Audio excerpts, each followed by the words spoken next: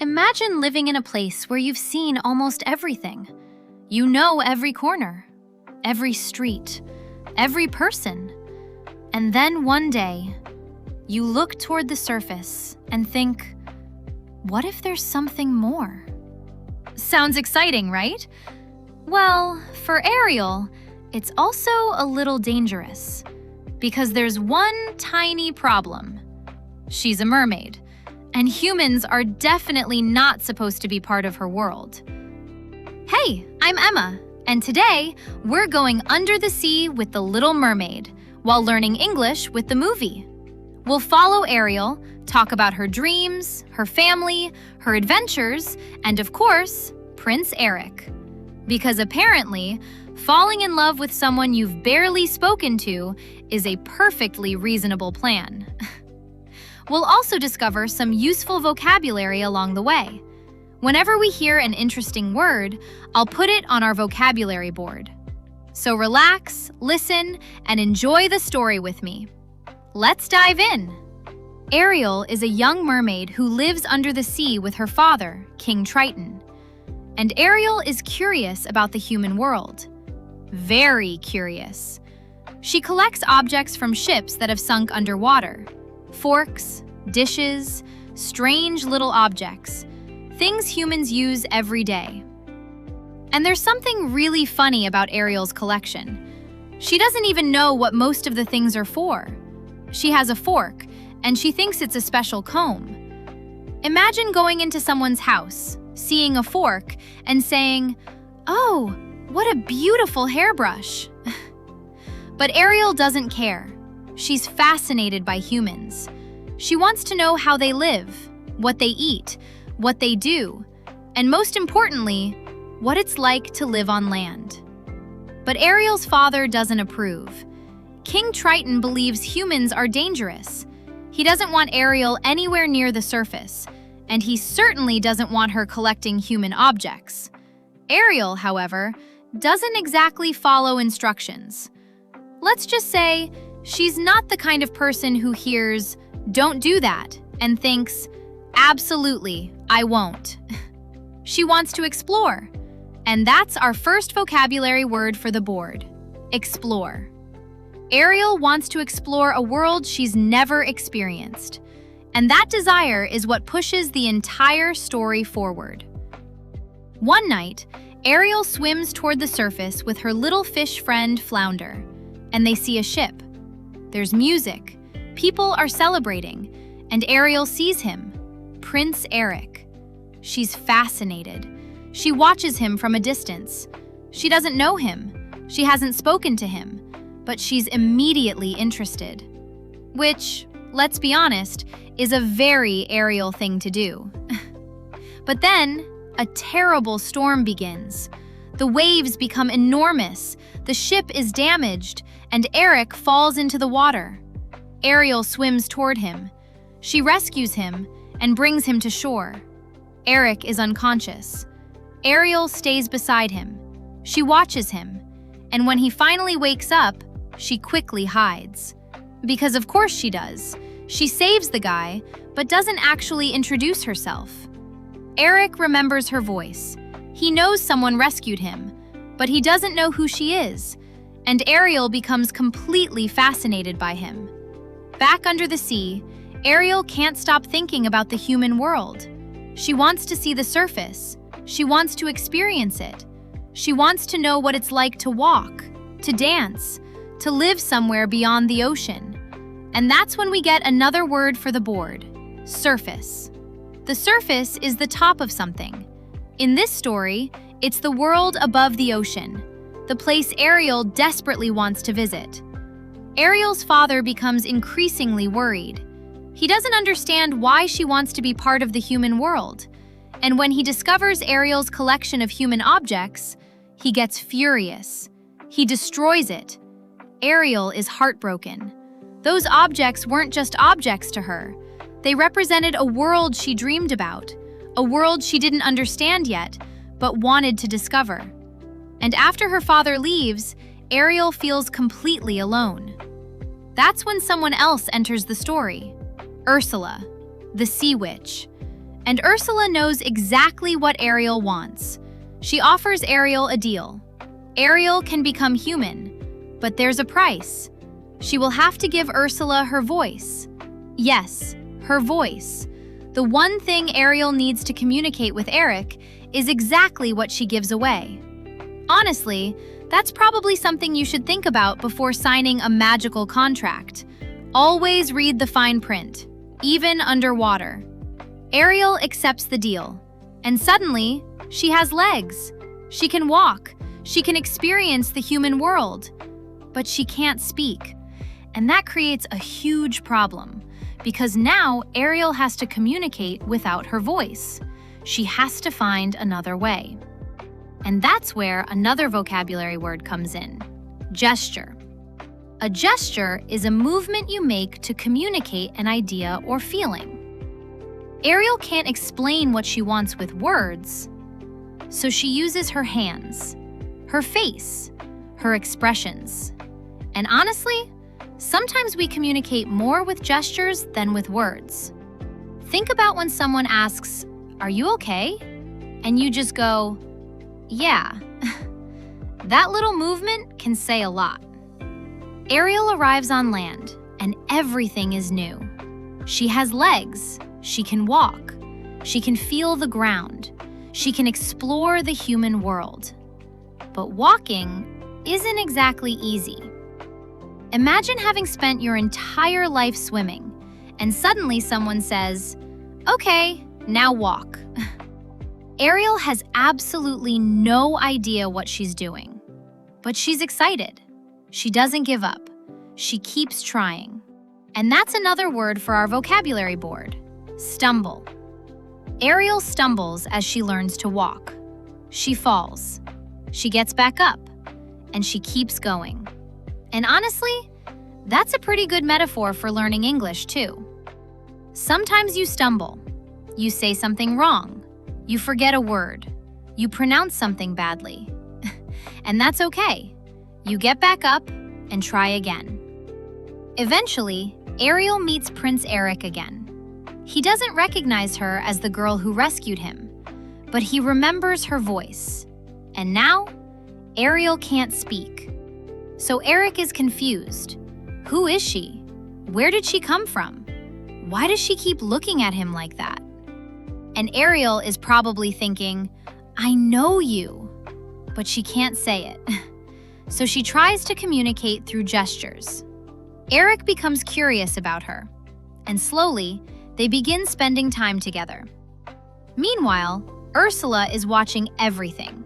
She knows Ariel has only a limited amount of time. If Ariel doesn't make Eric fall in love with her, the deal will be over. And Ursula has a plan. She uses Ariel's voice. She transforms herself into a human woman and approaches Eric. She knows that Ariel's voice is special, and now she has it. Eric hears Ariel's voice coming from Ursula, and he believes she is the mysterious girl who rescued him. Ariel doesn't know how to stop her. She can't explain the truth. She can't tell Eric, "That voice is mine." And that's when Ariel becomes desperate. Another word for the vocabulary board: desperate. She desperately wants Eric to understand the truth, but she has no voice, and the clock is running out. Ariel isn't the only one worried. Her friends are trying to help her. Sebastian, the crab, is especially stressed. And honestly, Sebastian has every reason to be stressed. He's basically trying to manage Ariel's love life while also avoiding getting crushed by her father. That's a lot of responsibility for one little crab. But Sebastian understands something important. Ariel has changed. She's willing to take risks because she wants a different life. She wants to make her own choices. And that brings us to another vocabulary word: risk. A risk is something you do even though you know there may be a negative result. Ariel takes a huge risk. She leaves her home. She gives away her voice. She enters a completely unfamiliar world, all because she believes there's something waiting for her there. And then, the situation gets worse. Ursula's plan begins to work. Eric believes Ursula is the girl who saved him, and Ariel watches as the person she loves is being taken away from her. But Ariel's friends refuse to give up. They realize what's happening. They try to stop Ursula, and eventually, they manage to break the spell. Eric finally realizes the truth. The voice belonged to Ariel. But there's still a problem.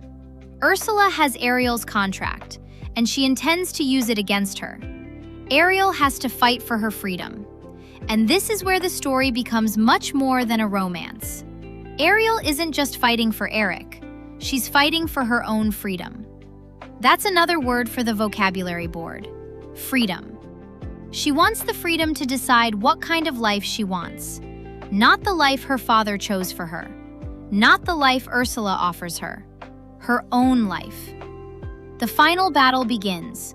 Ursula becomes enormous. The ocean becomes chaotic. Ariel is trapped.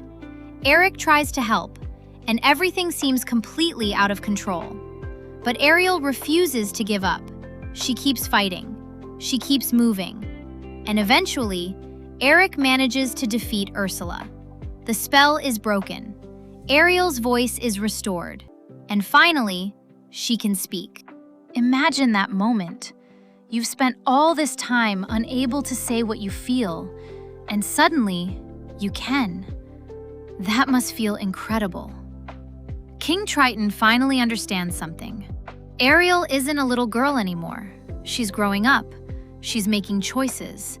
And even though he doesn't agree with every choice she makes, he realizes he can't control her entire life.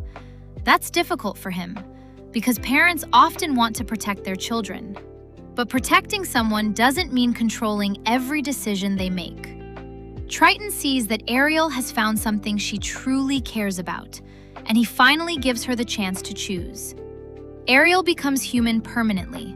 She can live on land, she can be with Eric, and she can finally experience the world she spent so long dreaming about. But what's interesting is that Ariel didn't simply receive her dream. She had to take a challenge. Another word for the vocabulary board: challenge. She had to leave what was familiar. She had to face uncertainty. She had to make difficult decisions. And she had to keep going when things became complicated. That's what makes a dream meaningful. Not just getting what you want, but growing while you're trying to reach it. And that's something I really like about Ariel. She's curious. She's adventurous. She's sometimes impulsive. Okay, very impulsive. But she doesn't stop wondering. She doesn't stop asking, what else is out there? And maybe that's one of the most important qualities for learning a language too: curiosity. If you're curious, you keep asking, you keep listening, you keep discovering new expressions. You don't get scared every time you don't understand something. You think, what does that mean? And then you find out. Ariel also teaches us something about independence. Another word for the vocabulary board: independence. Independence means being able to make your own decisions and take responsibility for your life. Ariel wants independence. She doesn't want to spend her entire life following someone else's rules. And that's not always easy. Sometimes growing up means understanding that the people who love you can't make every decision for you. Eventually, you have to decide what kind of person you want to become. And there's another important idea in the movie. Ariel spends most of the story wanting something she doesn't have: legs, the human world, Eric, a different life. And that's desire. Another word for the vocabulary board: desire. A desire is a strong wish for something. Ariel has a powerful desire to experience life above the ocean, and that desire motivates almost everything she does. Desire can be powerful. It can push us forward. But it can also make us act too quickly. And Ariel definitely learns that lesson. Maybe don't sign magical contracts with sea witches. That's lesson number 1. Lesson number 2, read the fine print. By the end of the story, Ariel has changed.